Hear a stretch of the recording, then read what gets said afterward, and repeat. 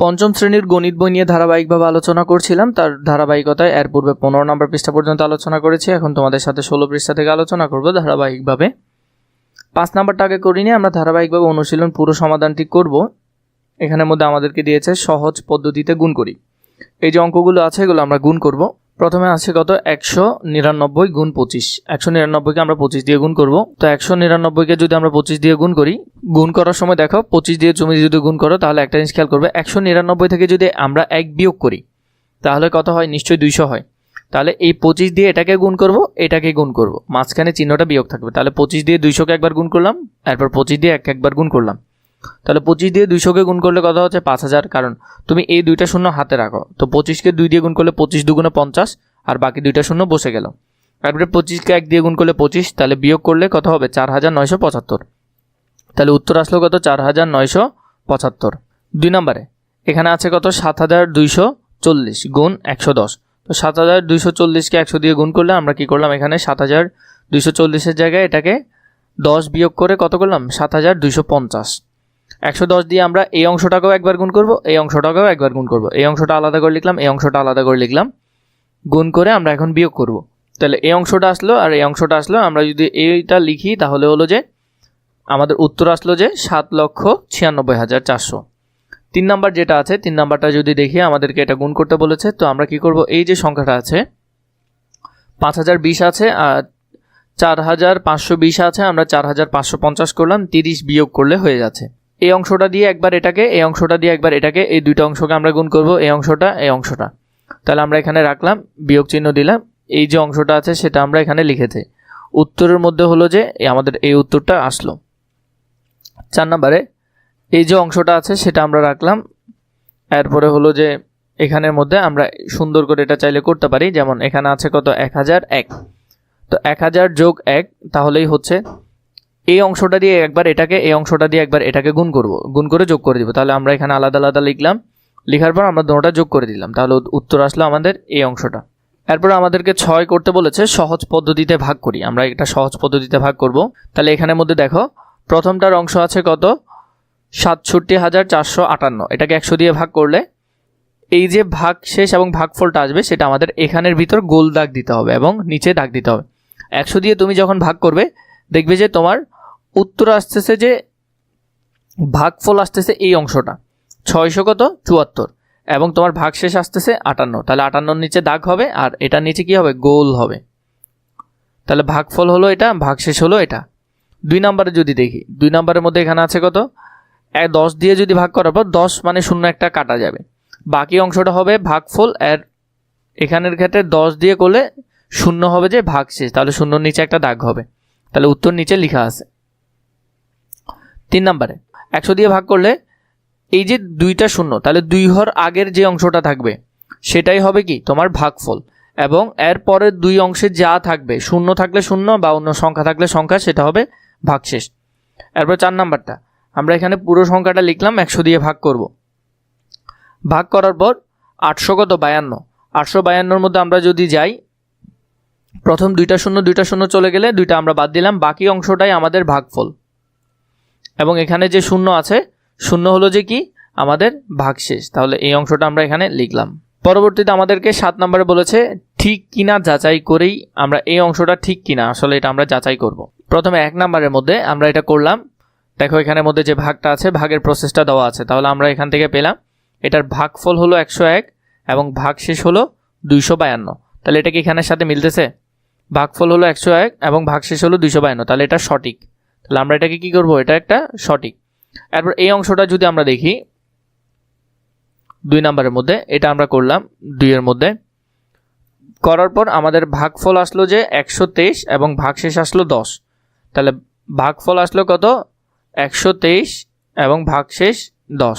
তাহলে এটাও আমাদের সঠিক।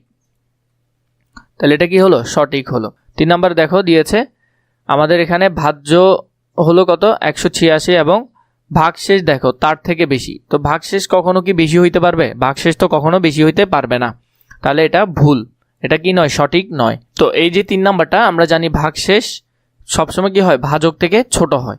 তো এখানের ক্ষেত্রে তার উল্টা হয়ে গেল 222, এটা কখনো কি হবে না? সঠিক হবে না। আমরা যদি এর পরের সংখ্যা যাই 8 নম্বরে, কোনো বাড়িতে ৯৮,০০০ গ্রাম চাল আছে, তাদের যদি প্রতিদিন ৬৫০ গ্রাম চাল লাগে, তবে কততম দিনে চাল শেষ হবে, এবং এটা আমাদেরকে ক্রমবাচক সংখ্যায় লিখতে হবে। তাহলে এখানের মধ্যে আমরা যদি ভাগ করি তাহলে ৬৫০ দিয়ে ভাগ করার পর দেখো ৬৫০ এখানে হলো কত ৯৮,০০০ গ্রাম। তো এটার মধ্যে প্রথমে একবার যাবে, ১ দিয়ে করলাম, তাহলে ৩০০ কত হচ্ছে ৩০। তো ৩৩০-এ যাবে না, তাহলে আমরা এখান থেকে কী করলাম, একটা শূন্য নামালাম আমরা এখান থেকে, ৩৩০০। তাহলে ৩৩০০-র মধ্যে ৬০০ কয়বার যাবে, তাহলে ৫ বার যাবে। ৫ বার দিলে কত হয় ৩২৫০। তাহলে ৫০-এর পর এখানে যে একটা শূন্য আছে এটা আমরা এখানে নামালাম, তাই এই শূন্যটা আমরা কী করলাম এখানেও দিয়ে দিলাম, তাহলে ১৫০। তাহলে ভাগফল হবে কত ১৫০ এবং ভাগশেষ হবে ৫০০। তাহলে আমরা যদি লিখি ১৫০ যোগ ১ সমান কত ১৫১তম দিনে চাল শেষ হবে, কারণ আমাদেরকে বলেছে ক্রমবাচক সংখ্যায় লেখার জন্য। তাহলে ১৫১তম দিনে কী হবে, চাল শেষ হয়ে যাবে। একটি বই তৈরি করতে ১৩৮টা কাগজ লাগে। ৭০,০০০ টা কাগজ দিয়ে কয়টি বই তৈরি করা যাবে? তাহলে আমরা এখানে যদি এটা দেখি, আমরা যদি ৭০,০০০কে ১৩৮ দিয়ে ভাগ করি তাহলে নিশ্চয় আমরা উত্তর পাবো। ৯ নম্বরে যদি দেখি, আমরা যদি ৭০,০০০ টা কাগজে ১৩৮টা কাগজ দিয়ে ভাগ করি তাহলে আমরা পাবো, তাহলে ১৩৮ ৭০,০০০ দিয়ে ভাগ করলে, এখানের ক্ষেত্রে যে অঙ্কটা দেখছো এটা আমি তোমাদেরকে পাশাপাশি করাচ্ছি, তোমাদের জন্য ভালো হবে। প্রথমে দেখো ১৩৮কে যদি তুমি এখানের মধ্যে ৭০,০০০ দিয়ে ভাগ করো, একটু বোঝার চেষ্টা করো, তোমাদেরকে বোঝাতে হচ্ছে তাই আমি এখানে পাশাপাশি করছি। ১৩৮ ৭০-এ যাবে না, ৭০০-এর মধ্যে যদি যায় তাহলে ৫ বার যাবে। কয়বার যাবে ৫ বার। তাহলে ৫ বার গেলে কত হবে ৬৯০ হবে। ৬৯০ হলে এখানে আর কত থাকবে ১০ থাকবে। তো ১০ হলে আমাদের কি করতে হবে, এখান থেকে একটা শূন্য নামালাম। এখন দেখো ১০০-এর মধ্যে কিন্তু এখানে ১৩৮ যাবে না, কারণ ১৩৮ থেকে এটা ছোট। তো আমরা কি করব, আমরা এখানেও শূন্য দিব এবং শূন্য দিয়ে এটাকে কি করব, গুণ করব। তাহলে যদি করি, বিয়োগ করার পর আমাদের কত থেকে যাবে ১০০ই থেকে যাবে। আবার এখান থেকে আমরা শেষ যে শূন্যটা ছিল সেটা নামাবো। তো ১০০০-এর মধ্যে কয়বার যাবে, ১০০০-এর মধ্যে ৭ বার যাবে। তাহলে ৭ বার গেলে কত হবে ৯৬৬ হবে, ৯৬৬। তাহলে ৯৬৬ যদি হয় তাহলে শেষে কত থাকবে ৩৪ থাকবে। তাহলে উত্তর হবে ৩৪। তো এখানের ক্ষেত্রে তোমাদের বুঝতে একটু অসুবিধা হতো, তাই আমি তোমাদেরকে এখানে দেখালাম। তাহলে ভাগফল হলো কত ৫০৭ এবং ভাগশেষ হলো ৩৪। আশা করি তোমরা এটা বুঝেছো। এরপরে যে প্রশ্নটা আছে আমাদের ১০ নম্বরে, শরীফ সাহেব তার নিজ গ্রামের দরিদ্র মানুষদের মাঝে ৭৫০টি ৫০০ টাকার নোট দান করলেন। তিনি মোট কত টাকা দান করলেন? তো আমরা ৭৫০টিকে ৫০০ দিয়ে গুণ করলে গুণটা খুবই সোজা হবে, কারণ এখানে দেখো দুইটা শূন্য, আমরা এই দুইটা শূন্য হাতে রেখে দিলাম, এটা একটা রেখে দিলাম। তাহলে ৫কে যদি আমরা ৭৫ দিয়ে গুণ দিই বাকিটা আমাদের করতে হবে না। তাহলে এখানের মধ্যে যদি দেখো ১০ নম্বরের মধ্যে একটি ৫০০ টাকার নোট সমান ৫০০ টাকা, তাহলে ৭৫০টি ৫০০ টাকার নোট। তাহলে আমরা যদি গুণ করি ৭৫ গুণ আমরা ৫ করব শুধু, তাহলে কত হবে ৫ ৫ ২৫, ২৫-এর ৫ হাতে আছে ২, ৫ ৭ ৩৫, ৩৫ আর ২ ৩৭, তাহলে ৩ ৭। তো শূন্য কয়টা বাড়তি ছিল, তাহলে শূন্য বাড়তি ছিল ৩টা, তাহলে এখানে ৩টা হবে। যদি এখানে 2টা এসেছে এটা ভুল এসেছে, এখানে হবে 3টা। তাহলে এখানে শূন্য কয়টা বাড়তে হবে 3টা বাড়তে হবে, কারণ আমাদের 3টা শূন্য হাতে ছিল। তো এভাবে করে তোমরা সুন্দর করে গুছিয়ে এটা করতে পারো। এর পরের যে অঙ্কটা আছে আমরা যদি যাই, রাখি প্রতি মাসে ৯৫০ টাকা করে সঞ্চয় করে। প্রতি মাসে কত করে ৯৫০ টাকা করে। কততম মাসে তার সঞ্চিত টাকা ৫০,০০০ অতিক্রম করবে? উত্তর ক্রমবাচকে লিখতে হবে, তার মানে যদি কমও হয় সেটা আমাদেরকে বাড়াতে হবে। ৫০,০০০কে যদি আমরা এখানে ৯৫০ দিয়ে ভাগ করি তাহলেই আমরা পাবো। ১১ নাম্বারটা যদি আমরা এখান থেকে খেয়াল করি, ১১ নাম্বার এখানে বলেছে, তাহলে ৯৫০ টাকা সঞ্চয় করে এক মাসে, তাহলে ১ টাকা সঞ্চয় করে ভাগ করলাম। এরপরে ৯৫০কে যদি আমরা ভাগ করি, তাহলে ৯৫০কে যদি ভাগ করি, এখানে দেখো ৯৫০কে ভাগ করলে প্রথমে ৯৫০ ৫০০তে যাবে না, আমরা ৪ ঘর নিলাম। ৪ ঘরে হলে কত হচ্ছে ৫ হচ্ছে। তাহলে ৫ দিয়ে করলে ৪৭৫০ আসতেছে, এবং বিয়োগ করার পর আমাদের এখানে আসতেছে ২৫০। এই যে শূন্যটা ছিল এটা আমরা এখানে নামালাম। এরপরে ৯৫০কে 2 দিয়ে করলে আমাদের হচ্ছে কত ১৯০০। তাহলে ১৯০০ থেকে বিয়োগ করার পর কত হলো ৬০০। তাহলে এখানে আমাদের ৫২। তাহলে ৫২-র সাথে আমরা কত যোগ করবো ৫২ যোগ ১, তাহলে ৫৩তম মাসে আমাদের কি হবে সঞ্চয়ের পরিমাণ ৫০,০০০ টাকা ছাড়াবে, কারণ আমাদেরকে বলেছে ক্রমবাচক সংখ্যায় লেখার জন্য। উত্তর বলেছে কি ক্রমবাচক সংখ্যায় লেখার জন্য। ১২ নম্বর, আসাদ মুরগির খামার করার জন্য ৩৪৫টি ব্রয়লার মুরগি ২২৫ টাকা দরে ক্রয় করে। কয়টা ৩৪৫টা, কত টাকা করে ২২৫ টাকা করে ক্রয় করে। এতে তার কত টাকা খরচ হলো? তাহলে আমরা যদি গুণ করি তাহলে আমরা উত্তর পাবো।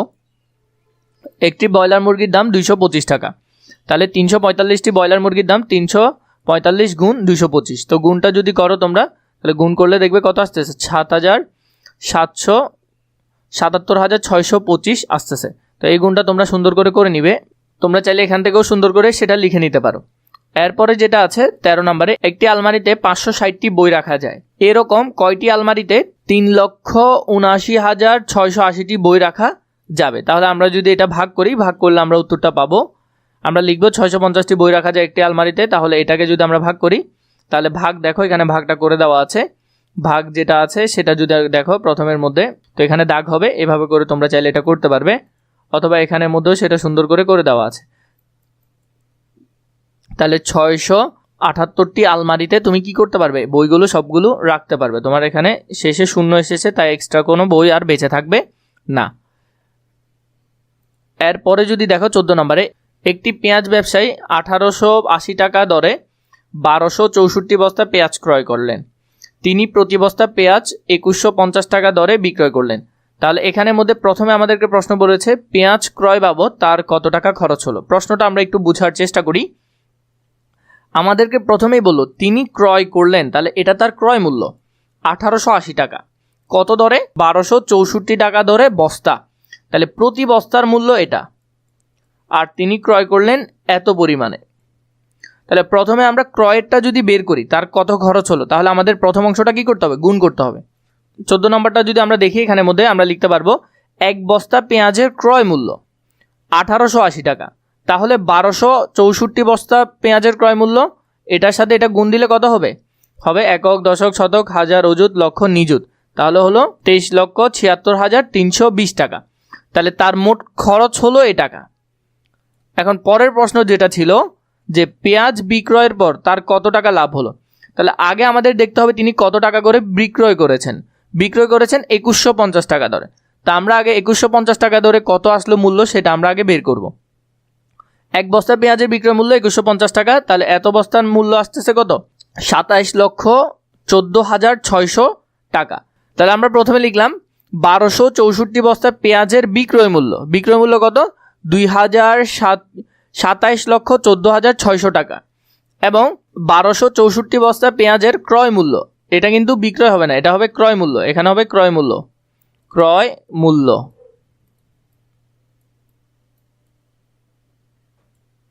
ক্রয় মূল্য হলো কত?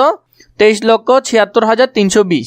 তো আমরা যদি বিয়োগ করি, 0 থেকে 0 গেলে 0 বসবে, 0 থেকে 2 যাবে না, তাহলে আমাদেরকে 10 করতে হবে। 10 থেকে 2 গেলে কত হবে? 8 হবে।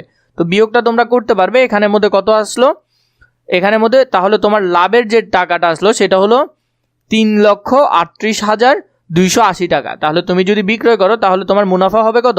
3,38,280 টাকা।